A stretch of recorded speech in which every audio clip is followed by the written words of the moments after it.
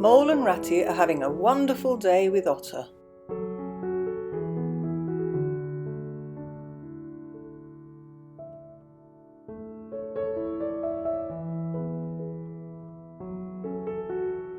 Exploring the uplands where their own river has its first small beginnings.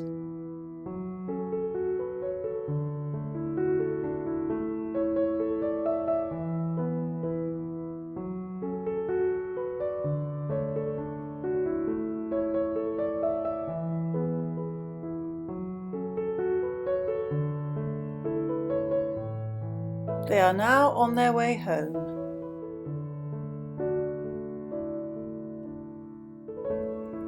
The short winter day is closing in on them as they plod, chattering in high spirits, towards the sound of sheep, and find the beaten track that they instinctively know leads home.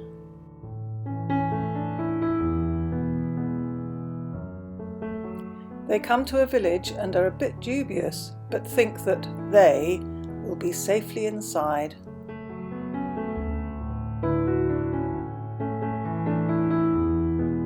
They even look through some of the windows and see warm scenes inside.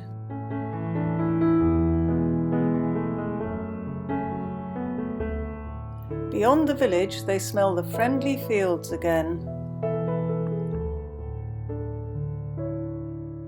Ratty walks ahead and doesn't notice poor Mole when something reaches him like an electric shock.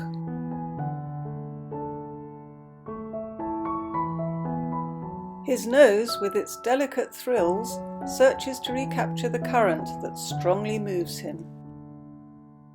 The call is clear, the summons plain. Home! His home that he had hurriedly left that day he found the river.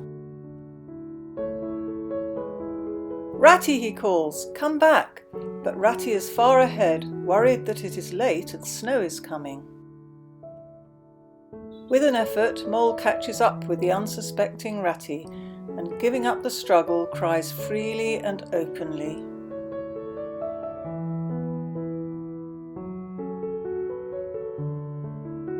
What is it? Asks Ratty. Mole gasps. I know it's shabby and small, not cosy like yours, or beautiful like toads, or great like badgers. But I smelt my home, and you wouldn't turn back, and I had to leave it. Ratty finally understands. I see it all now. What a pig I've been. We are going to find that home of yours. The distraught Mole had given up, and now he thinks it's too late, but Ratty insists. We need your nose, says Ratty. For Mole, the signals are coming through.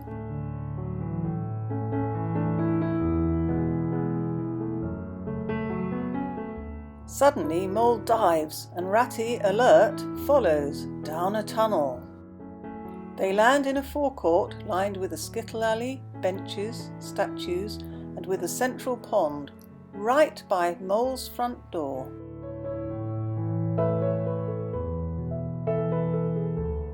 Mole's face beams at the sight of all these objects so dear to him, and he hurries Ratty through the door.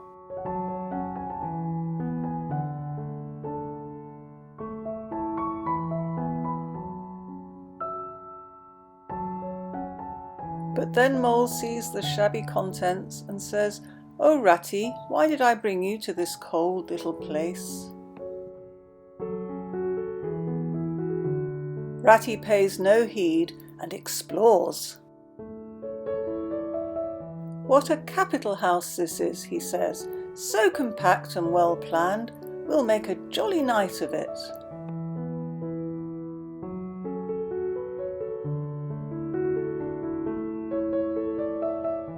They light a fire and forage in the cupboards and cellar to make a feast.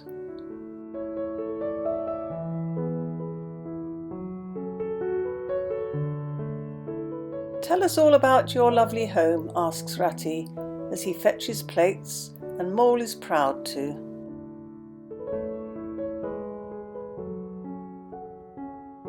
Then they hear voices. That will be the field mice, carol singing, says Mole. They always come to Mole End last and have hot drinks. They run to the door.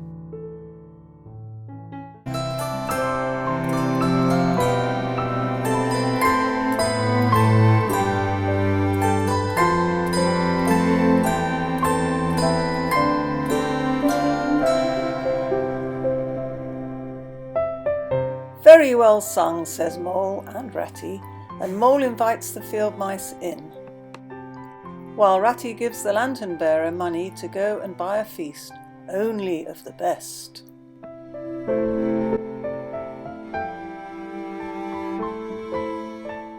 Meanwhile, the field mice perch on the settle and enjoy the fire.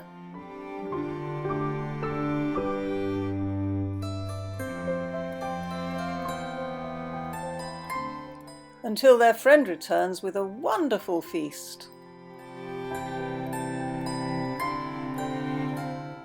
As they eat, the field mice tell Mole all the local gossip, and he revels in the happy homecoming.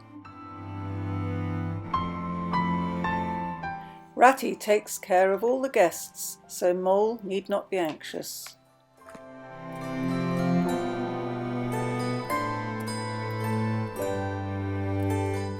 The field mice clatter off at last.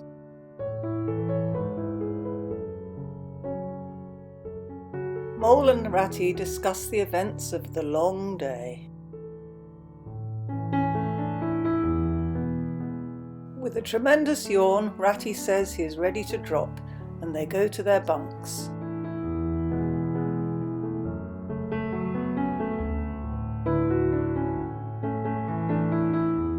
Ratty clambers into the spare bunk.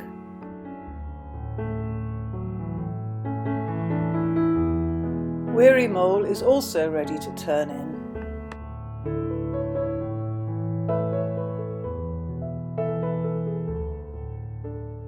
As he closes his eyes, he sees how plain and simple his home is, and how much it means to him. But the upper world is all too strong. The sun and air, it calls him still. But it is good to think he has his home to come back to for the same simple welcome.